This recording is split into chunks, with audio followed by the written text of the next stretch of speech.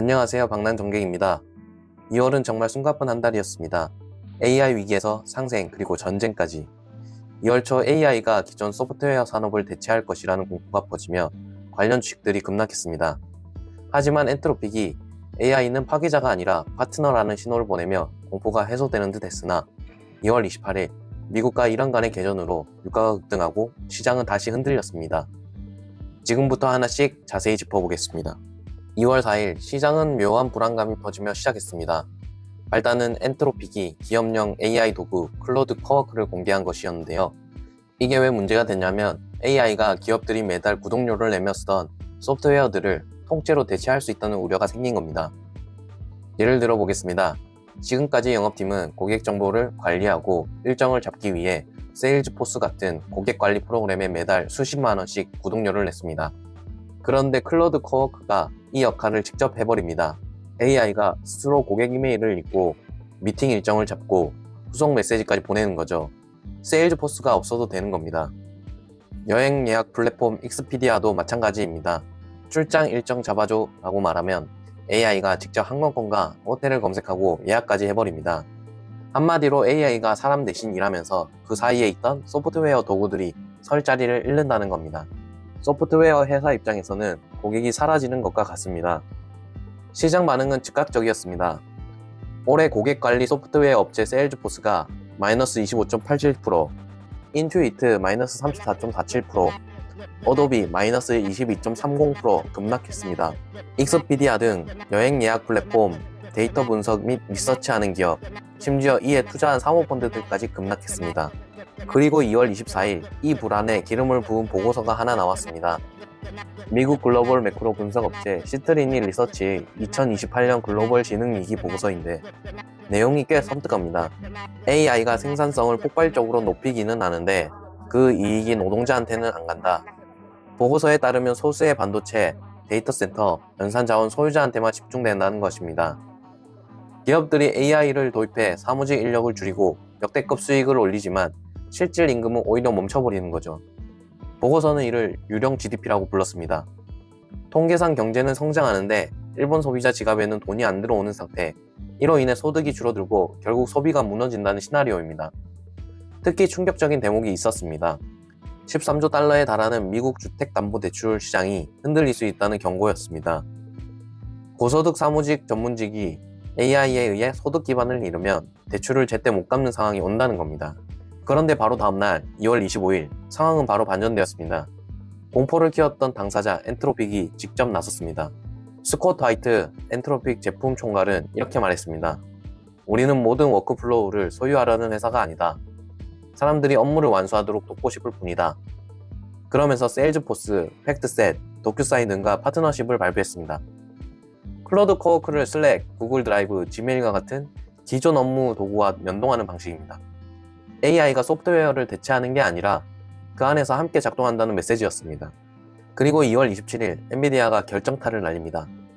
4분기 매출 681억 달러, 전년 대비 73% 성장, 시장 예측치를 훌쩍 넘겼습니다. 젠슨 CEO는 실적 설명회에서 앞으로도 빅테크들은 설비 투자를 지속할 것이라고 언급했습니다. 그 이유로 에이전틱 AI를 꼽았습니다. 에이전틱 AI는 질문에만 답하는 기존 AI와 달리 문제 해결을 주도적으로 수행하는 게 특징입니다. 연산 과정을 거쳐야 하기 때문에 필요한 토큰 수요가 폭증합니다. 황 CEO는 지금은 에이전틱 AI의 변곡점이라며 컴퓨팅 능력이 없으면 토큰을 생성할 수 없고 토큰이 없으면 매출을 올릴 수 없다고 설명했습니다. AI 서비스 업체가 수익을 내려면 엔비디아의 AI 인프라와 플랫폼에 투자할 수밖에 없다는 얘기입니다. 두 번째는 미국과 이란의 내용입니다. 2월 9일 미국과 이란이 8개월 만에 핵 협상을 재개했지만 결과는 견해차만 확인하는 수준이었습니다. 이란은 우라늄 농축을 계속하겠다고 버텼고 트럼프 대통령은 협상이 끝난 지 6시간 만에 이란과 거래하는 나라에 25% 추가 관세를 부과하는 행정명령에 서명했습니다.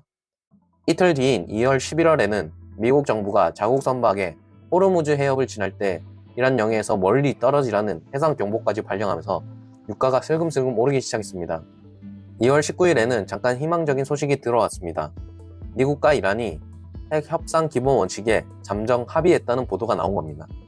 이란이 최장 3년간 우라늄 농축을 중단하고 고농축 우라늄을 제3국으로 이전하는 방안을 제안했고, 그 대가로 미국의 금융제재 해제와 석유 판매 금수 조치 철회를 요구했습니다. 시장은 잠시 안도하는 분위기였습니다. 하지만 그 안도감은 하루를 가지 못했습니다.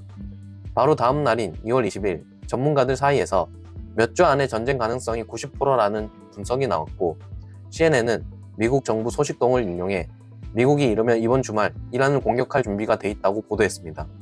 실제로 미국은 에이브러함 링컨 항공전단에 이어 제럴드 포드 항모전단까지 중동에 추가 배치했고, 하루 만에 전투기 50대 이상을 급파하며 이라크전 이후 최대 규모의 군사력을 집결시켰습니다.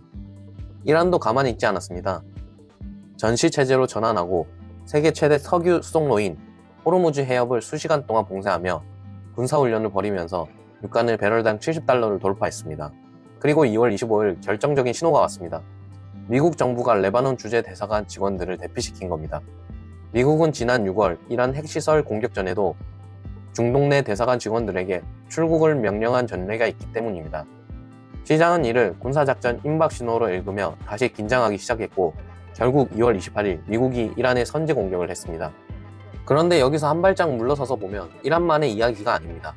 트럼프는 지금 원유를 외교 무기로 쓰고 있습니다. 러시아산 원유 구매를 중단시키고 인도에는 관세 인하를 조건으로 미국산 원유 수입을 유도했습니다.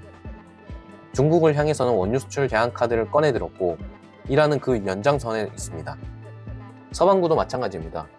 올해 1월 3일 베네수엘라 마두로 대통령 체포를 시작으로 쿠바에 석유를 공급하는 나라에 관세를 부과하고, 2월 22일에는 멕시코 마약왕 사살까지 지원했습니다. 중남미 전체를 미국의 영향권 아래 두겠다는 움직임입니다. 결국 이란 리스크, 유가 급등, 관세 압박은 따로 떨어진 사건이 아니라 트럼프가 원유를 중심으로 세계 질서를 다시 짜려는 큰 그림의 일부입니다.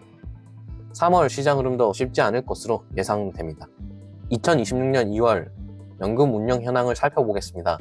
2월 S&P 500과 나스닥은 AI의 소프트웨어 업체 대체 가능성 등의 지지부진한 모습을 보였습니다. S&P 500은 전월 대비 약 0.86% 하락하였고, 나스닥은 약 1.45% 하락하였습니다. 반면 국내 시장은 HBM 수요 증가와 이에 따른 범용 메모리 쇼티지 현상까지 겹경사로 연일 최고가를 갱신하며 약 47% 상승하였습니다. 연금 자산은 이러한 흐름 속에서 약 2.5% 상승하였습니다. 총 누적 수익률은 19.62%로 평가 이익은 397만 9,599원으로 마감하였습니다. 개인연금과 IRP 각각 운영 현황도 살펴보겠습니다. 미국 증시에 투자 중인 개인연금은 S&P 500 하락에도 불구하고 이번 달 0.2% 상승하였습니다. 이는 S&P 500을 추가로 매수하기 위해 보유 중이던 CD 1년 금리 액티브 매도 이익 때문입니다. 국내 증시에 투자 중인 IRP는 약 10% 상승했습니다.